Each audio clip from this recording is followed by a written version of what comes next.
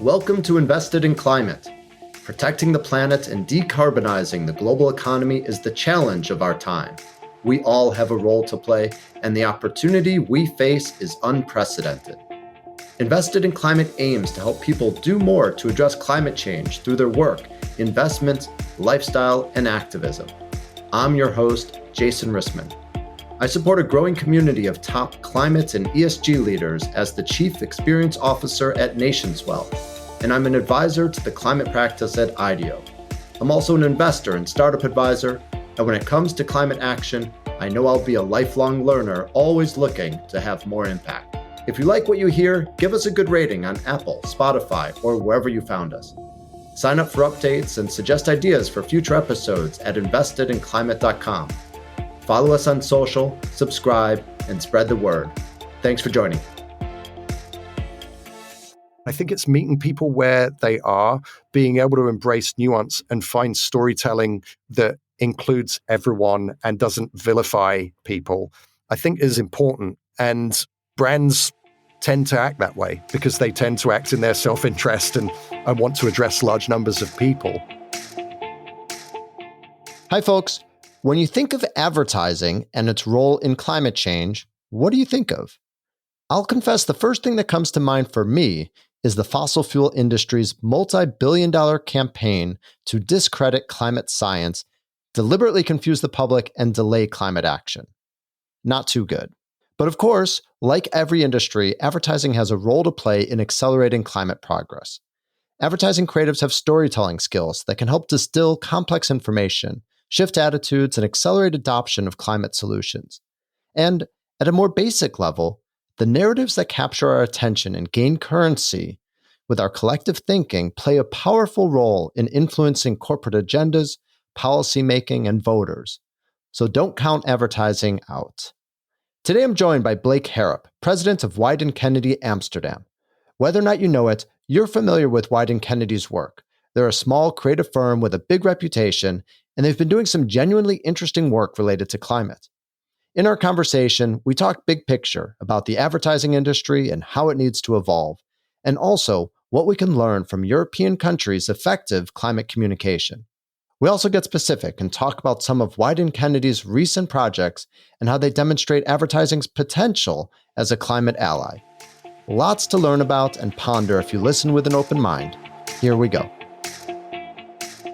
Hello, Blake. Welcome to Invested in Climate.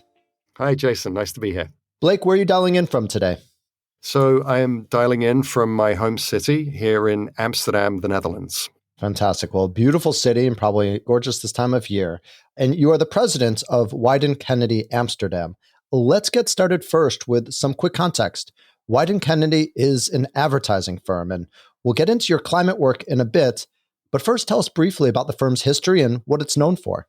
So Wieden+Kennedy is an independent advertising agency founded in Portland, Oregon, and we are creatively driven. So within the ad industry, you have companies that buy and sell media, you have companies that create the actual messaging and create direct marketing messages. Wieden+Kennedy is famous for doing what we refer to as sort of upper funnel, like the big picture messaging. Our most famous piece of work, perhaps, is the tagline, "Just Do It," that we wrote for our first client, Nike, and they remain a client today. We also work with a wide range of consumer goods companies around the world, and we have 10 offices, the original office being in Portland, Oregon, and the first international office being Amsterdam, which was founded in 1992 and is the office that I'm responsible for. Great. Well, coming from the world of design previously, definitely very familiar with Wieden+Kennedy and stellar reputation for its creativity. Though, Blake, I'll confess, I'm surprised we're having this conversation. Your team reached out and suggested we do an episode on the importance of advertising for addressing the climate crisis. Let's start there. Why does advertising matter?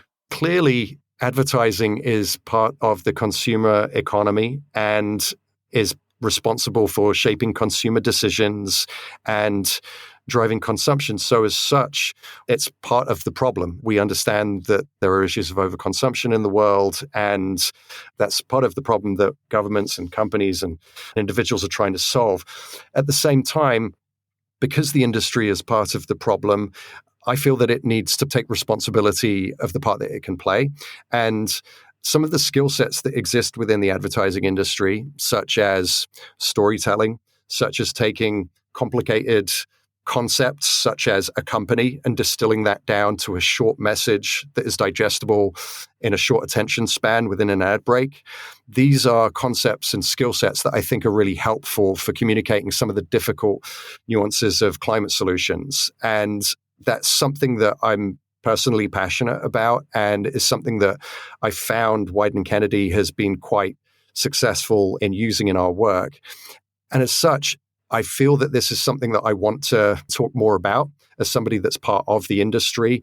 I want to talk about this. I want for people that are interested in climate science and climate solutions to know that the communications piece is something that there are companies that are trying to address. And I think the more that the advertising industry takes climate change seriously and educates itself around climate solutions, the more positive a role we can play in making sure that consumer decisions are pointing in the direction of real solutions. Great. Well, Blake, as you mentioned, influencing people's thinking clearly is important. And on a whole, it's still worth asking if advertising is doing more harm than good. Ultimately, advertising is usually about selling consumption, as you mentioned. And as a case in point, and just an example of what's really valued by the advertising industry, recently, and you probably know this example, the firm called Bartle Bogle Hegarty recently won the Effectiveness Award, which I understand is one of the most prestigious honors in advertising, and was for the effectiveness of their campaign for Audi, the automaker. Controversy was then sparked, however, when two executives from another competing firm estimated that the carbon emissions of the 130,000 Audis that BBH helped sell came to over 5 million tons of CO2 in terms of their emissions, which is roughly on par with, say, the annual emissions of a country like Uganda. So I like this example because it's a reminder of the global economy that is yet to transition to more sustainable options like electric vehicles, and how consumption, almost no matter how you do it, is fueling emissions. And it's not consumers' fault. We all need stuff. But should we really be lauding an industry that often promotes consumption in this context? I think you're absolutely right. And certainly the ad industry is far from earning the right to be lauded. I think at the same time, there remains a large global market for combustion engine vehicles. And there also exists markets for EVs. And there are an increasing number of companies that are entering that space and providing more sustainable, more climate-friendly solutions as we look at autonomous driving, as we look at alternative fuels. And making sure that the skill sets that advertising agencies have are being deployed in service of the sustainable solutions, I think is a really important thing for us to talk about. And I think the fact that in the example you gave, clearly advertising has worked, and with some really unfortunate side effects in this particular cut of the data.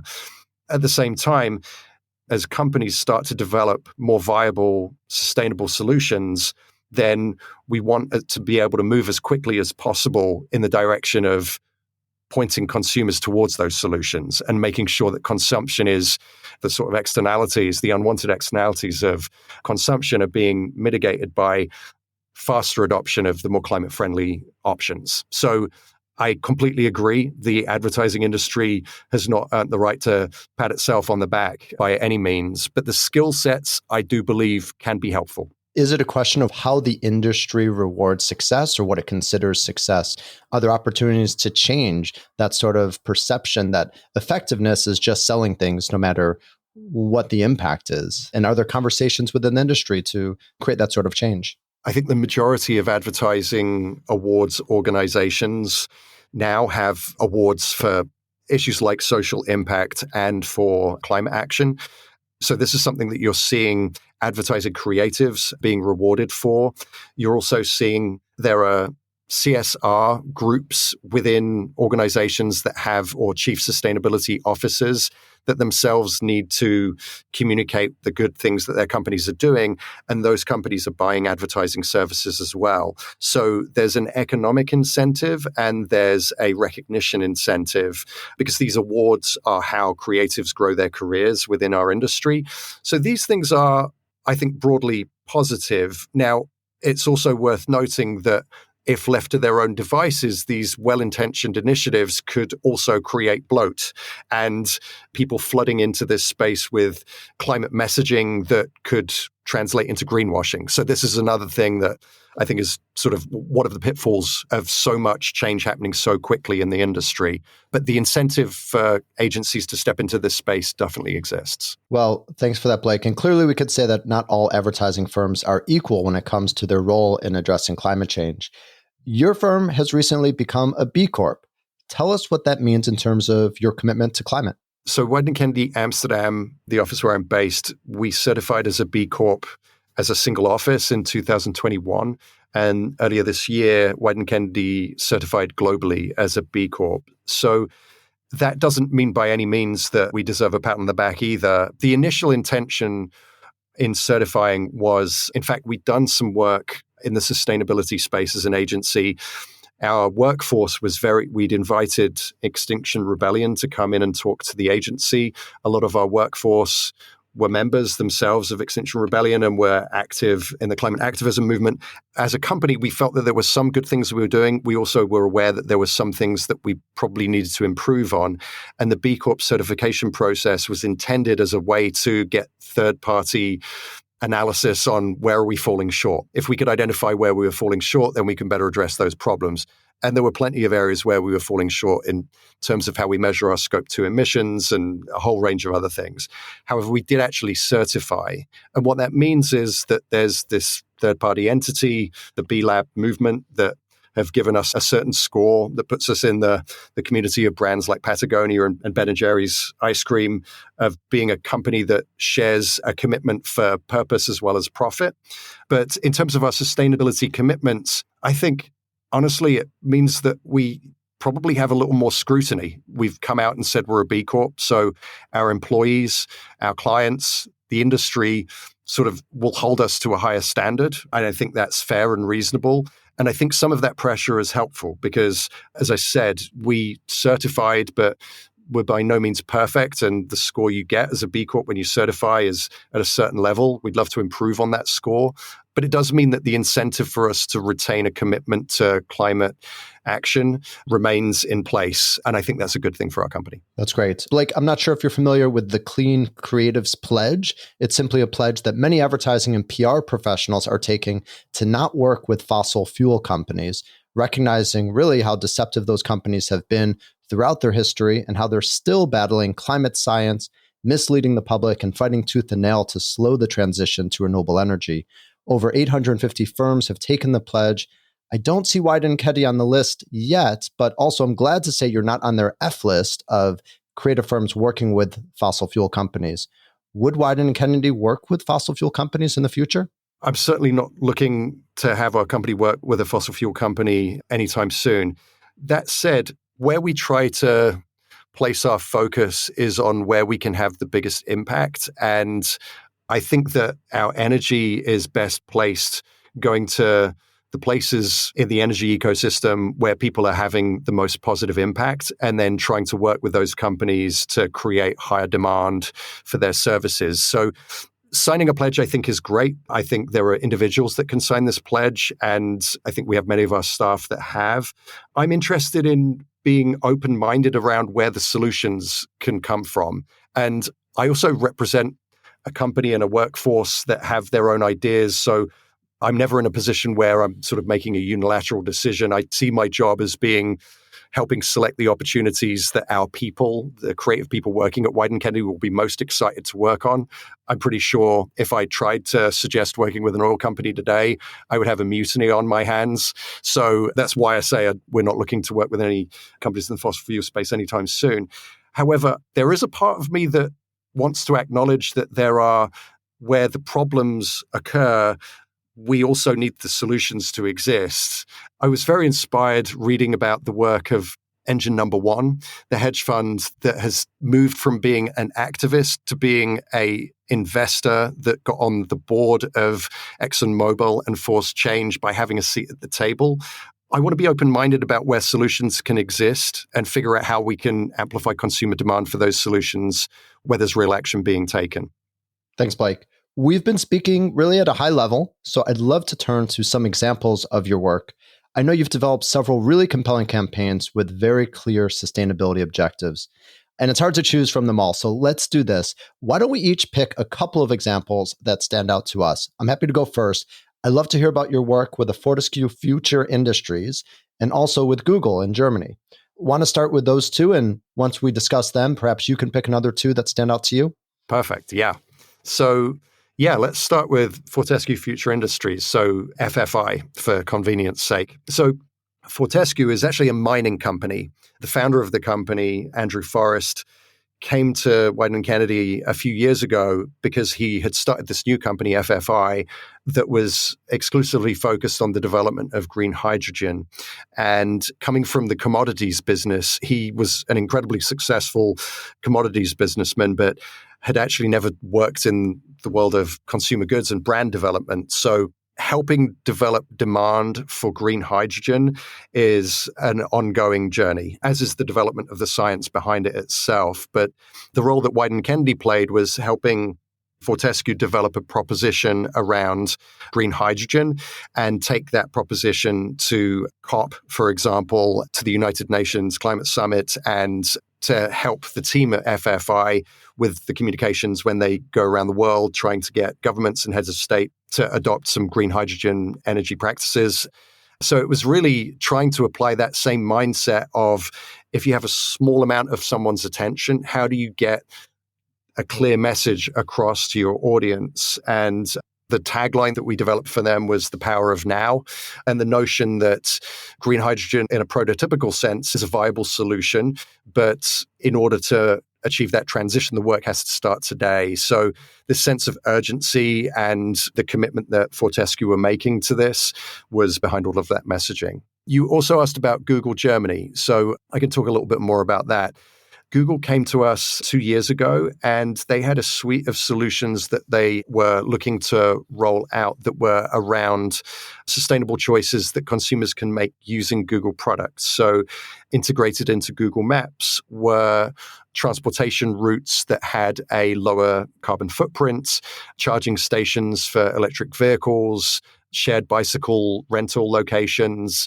Google had integrated a large amount of climate solutions into their user experience, but again, needed to communicate this to consumers. So they piloted the rollout of this in Germany, because Germany is a market where there's a very high level of climate literacy and consumers are very interested in climate-friendly solutions.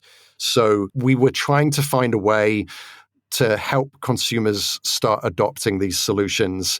And people are busy. When they go on Google, they're not looking to spend extra time. Part of the wonderful power of Google is its simplicity and its immediacy. So again, we needed to find a simple, clear narrative to get the story across of how these solutions work. There's also a very high degree of cynicism in Germany for messages from big consumer companies, and particularly from large American internet companies. So the line that we came up with there was every decision counts. And it was an acknowledgement of, look, if you take the slightly more carbon neutral path to work on your commute, we acknowledge this is not solving the climate problem, but this is a small step that can be taken that does make a difference. Telling that story through the communications was how Google rolled out this platform across Germany. So again, with all of these programs, we work as the ad agency, we try to really understand the solution the company's offering and then find a way to distill that down to language that a consumer is going to be willing to pay attention to for 15 seconds in the ad break before they hit skip ad before the YouTube video. So those are a couple of examples where we try to sort of point the consumer in the direction of the solution. Great. Well, thanks for sharing those. What about for you? What stands out? Your turn to point to two examples.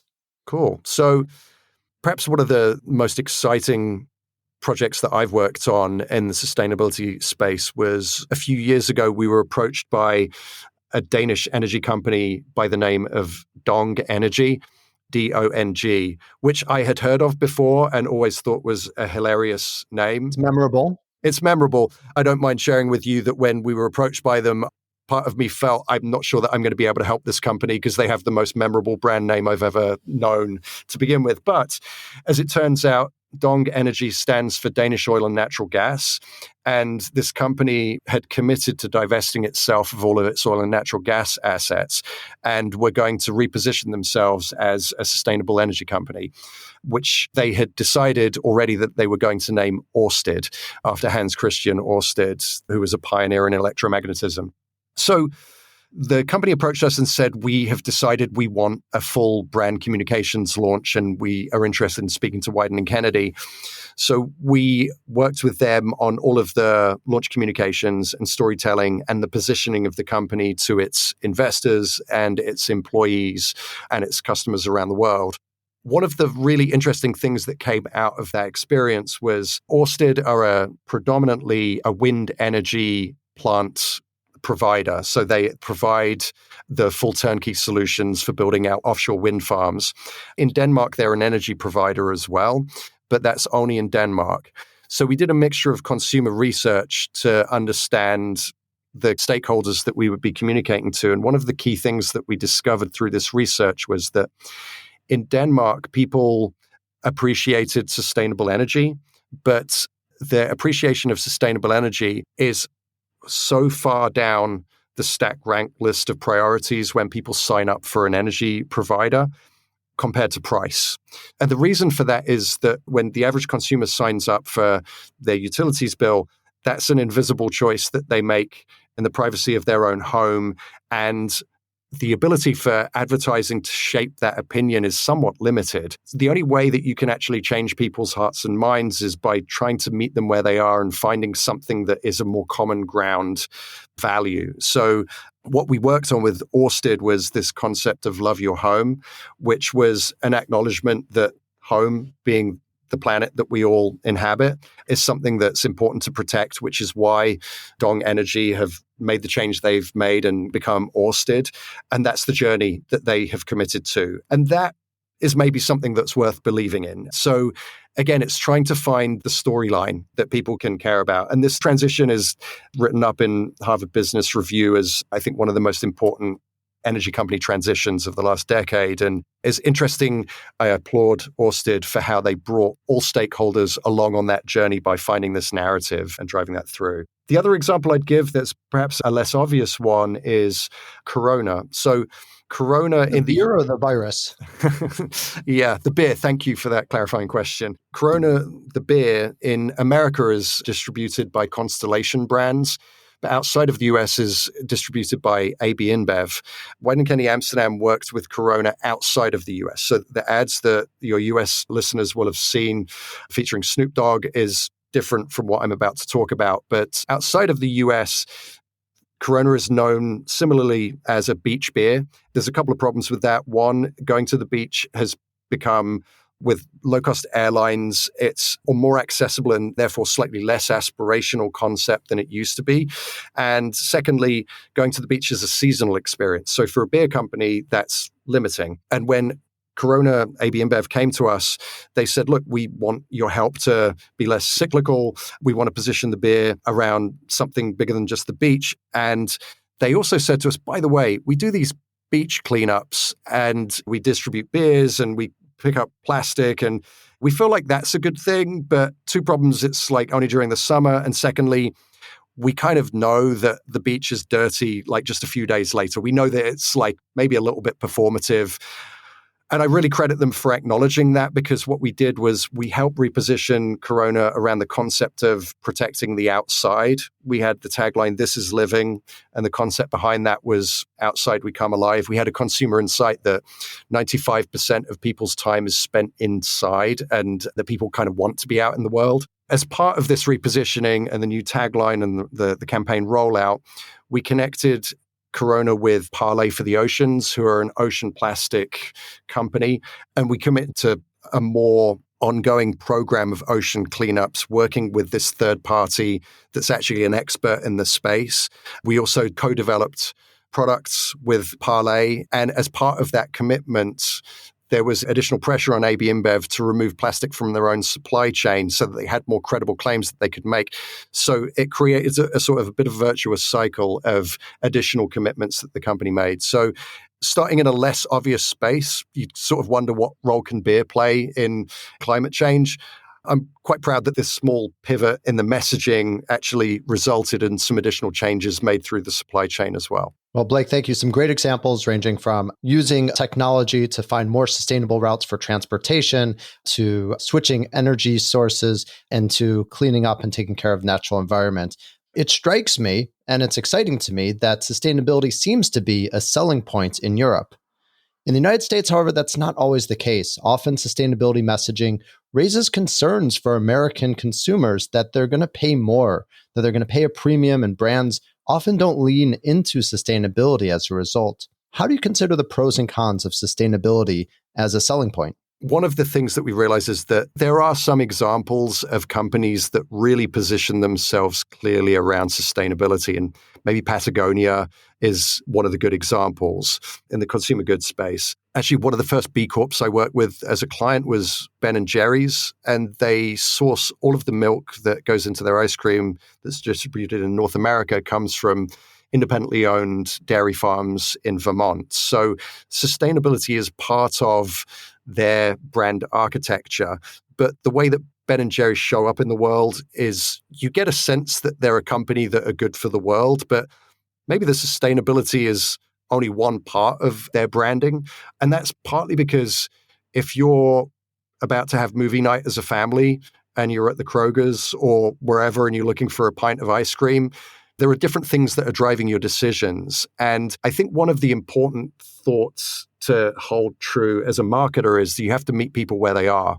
And there's a tendency, I think, in the last few years, people have read headlines that consumer research indicates that Gen Z consumers are interested in making more sustainable choices. And that data is true. It's also true that people will make decisions based on their budget and based on what product best fits their needs. So sustainability can be part of your claim, but it's rare that it's the entirety of your claim. And when it is, it means that you can be disrupted by a superior provider that can continue to provide the same level of sustainability, but other superior benefits. Maybe an example of that would be Prius. To me, I didn't work on this, but it felt like it had quite a pure sustainability positioning, where Tesla feels like a brand that says you can have your cake and eat it. You can have incredible design, incredible performance, a great brand, and it's good for the environment. So I think that sustainability does play a part in the decisions that consumers will make, but I think that it's important to try and make that work for the consumer on their terms and make sure that we're not greenwashing people or we're not browbeating them into trying to make a decision based on ethics and morality alone. I think we have to acknowledge that the consumer will make the decision based on their own needs, and therefore packaging this and articulating it in a story that has maximum impact is, I think, the correct approach. Thanks, Blake. On the other side of extremes is greenwashing, that is overstating a company's sustainability commitment and trying to hide their negative impacts on the planet. How do you think about greenwashing and ensure that you're not actually contributing to the problem? I think for anyone working in advertising, it's a worry because you're approached by companies with expert marketers who are the best at what they do. And when we're working on a brief to try and communicate something to an audience, we have to really think hard about the message that we're putting across and whether that stands up to scrutiny. So there's a couple of considerations. There's one is a legal consideration. So regulation around the world regarding greenwashing differs. Europe actually earlier this year passed a law, what's called a greenwashing law, that sets standards and criteria for what can and cannot be claimed by brands. I really applaud this law. I'm really happy that regulators are stepping in because it ensures a minimum threshold for the actual credibility of the claim that's being communicated. So there's a legal consideration, and when regulators step in, this is a good thing. You also have, there are organizations that are active in this space within the advertising industry, upholding standards such as green screen productions in the UK or good productions. But the other part is just the ethical framework through which advertising messages are evaluated by agencies and marketers as well. And that's another reason why I was excited to join you on the podcast is I think this is a topic that people in advertising should talk about. I think there needs to be more debate and climate literacy so that when a well-intentioned brief is presented to an agency, that there's enough people in the room on the agency side to actually debate and analyze that brief and ensure that the claims are going to pass scrutiny. So that's difficult because the ad industry has not got a legacy of climate scientists moving into roles in advertising. So I think it's incumbent on the people that are part of the industry today to really educate themselves and ensure that they can evaluate these claims. Blake, I'd love to hear your thoughts on what folks outside of Europe can learn from really your experience communicating about climate change. Europeans lead the world in terms of their concern about climate and their support for climate action. So what have you learned about communicating effectively about climate? I think it's true. In Europe, there's a lot of talk around climate change. I'm a reader of The Guardian, and I think their journalism on climate change is really strong. I think because of this, you have more consumers thinking about climate change. You have voters thinking about climate change. I live in Amsterdam. The mayor of the city here is a member of what's called the GroenLinks party, which means the Green Left party. She's been the mayor since 2018 and has a very aggressive agenda of climate goals, which is very exciting. The fact that she's voted in by the inhabitants of Amsterdam is a sign that people pay attention to climate. And at the same time, brands have recognized this, and companies providing consumer goods are also moving into that space and providing products that have sustainability claims. So Oatly, the plant milk brand, is from Sweden. You have Vega, a vegan leather company from Spain. There are a lot of consumer goods companies emerging with sustainability products. I think that that's exciting for advertising agencies as well, because it means that there are products that they can advertise and promote that are potentially going to make a positive difference. I think it's important then that people in the advertising sector are paying attention to where those innovations occur and playing a role.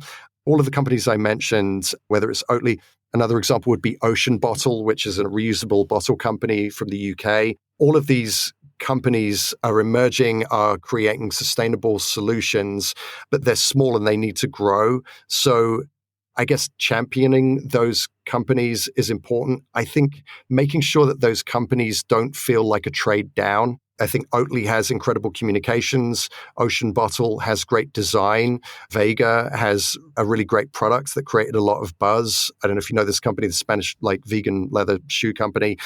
None of these feel like they are a trade-off, that you're purchasing an inferior product, but that it's sustainable. And I think that's one of the things that I'm passionate about. I'm often reminded of, I remember reading a data point years ago that the average American consumer thinks about toothpaste for 8 seconds per month. So there are people who spend their whole careers thinking about how to communicate toothpaste. You're fighting for 8 seconds of someone's attention. So I think that's a humbling but important thought around, look, people have their own decisions, and the vast majority of people want to do the right thing, but they also have their own needs. And I think this is important. So as companies providing solutions that are climate friendly, it's important that those things are never seen as a trade down. Let's think for a second about storytelling, which, as you've said, it's a key craft to advertising. And we'll think about it more broadly than just advertising for products. In the US, climate is overly politicized. What advice do you have for us in terms of communicating the importance and urgency of climate action, especially given the divisive politics and really distrust that we have for one another? I think you mentioned what I would argue is potentially the solution in your question, which is leadership through storytelling. People understand their world through stories. They digest information through stories. Business schools use case studies. Filmmakers go straight at issues through storytelling. But I think that there's a need for an embrace of nuance. I was a big fan of Al Gore's work around Uncomfortable Truth, where he was articulating a story in a way that I think families could talk around the dinner table. I think that the way that we tell stories has to be inclusive of a really large number of constituents. And this might be a convenient way for me to look at it coming from the advertising industry. But I think that brands and companies, because they have to service their largest addressable audience, play perhaps an interesting role because they have to act in the interest of their shareholders and therefore be available and reachable to everyone. So brands actually have an opportunity to take a nuanced stand. In the energy space, it's interesting, I mentioned earlier when we talked about the climate pledge, There are pure play renewable energy companies that I think a large number of ad agencies would be very excited to work with. And those companies make a difference. But the largest part of the current and future energy economy is going to continue to come from fossil fuels. And if those companies can adjust the way that they act and provide more sustainable solutions, the potential impact is even greater. It's also worth noting that a large portion of the world's population is going to invariably be dependent on less climate-friendly solutions for a long time as they enter the middle class. So again, I think it's meeting people where they are, being able to embrace nuance and find storytelling that includes everyone and doesn't vilify people, I think is important. And brands tend to act that way because they tend to act in their self-interest and want to address large numbers of people. So I think that's finding those narratives. I think people get quite exhausted around being told that their personal carbon footprint is a problem and that they have to make sustainable choices. I think this is good, but we need to make sure that we don't exhaust people along the way and we continue to give them the energy that they need to continue to make those good choices. So I think that's where storytelling can and should really play a part. Well, I would definitely second the importance that brands and companies have, especially in a distrusting environment. Here in the United States, employers are actually one of the most trusted sources of information. And so companies absolutely have a lot of influence through what they communicate. Blake, tell us about a dream campaign thinking from a climate perspective. Who's a client that you would love to work with or a project you'd love to work on? Oh, man, that's a great question. I think one of the most interesting brand problems in the world is nuclear energy. I think that nuclear energy suffers from an enormous brand problem. It's both a viable solution. It has the ability to massively reduce the carbon output of the energy industry.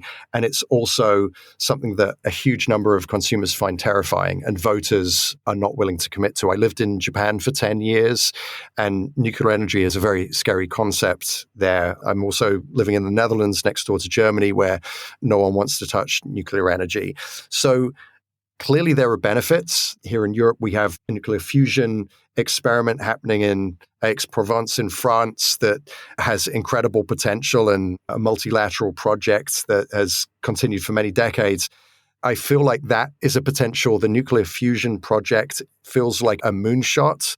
The moonshot had John F. Kennedy, had incredible storytelling, had the support of voters throughout the United States.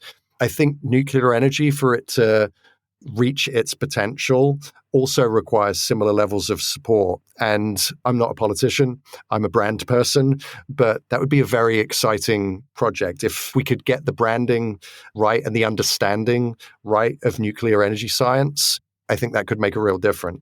I'm not in any conversations with any nuclear energy engagements. I think they'd probably think it was pretty weird if Nike's ad agency came to them asking if they wanted to work together, but that one would be fun. Yeah, I'm tempted to try to brainstorm in real time with you of some potential taglines for nuclear. It's like, let's go nuclear. It's safe and fun. Or yeah, I think one of the problems we're going to have to figure out is that word. That word is so loaded. I think we're going to have to find something else, something around nucleus, something around the atom, something, I don't know. We've got to find another part of the science that can tell the story better than nuclear, I think. Well, when fusion is ready, that's a whole other branding opportunity. Moving from fission and divisiveness to fusion, something cool there. There we go. I like what you just said there. Together we're better. Great. Blake, a final question is really about the role for all of us. And this comes from looking at the Yale University program on climate change communications, one of the most respected research institutes related to climate change beliefs and communications. They put out a report recently on the vast differences in climate understanding, beliefs, and engagement country by country. One thing that stood out to me is how often Europeans just hear about climate change compared to other places in the world.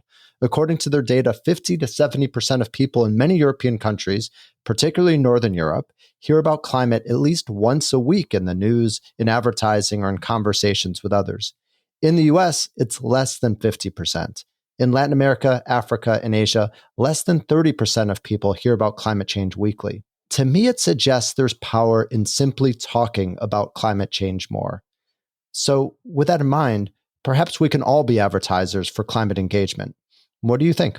I agree. It's interesting. You probably have heard this story before, but in Sweden, they have a word called flygskam, which means flight shame. The idea that taking a plane on vacation is something you should feel guilty about because of the carbon footprint.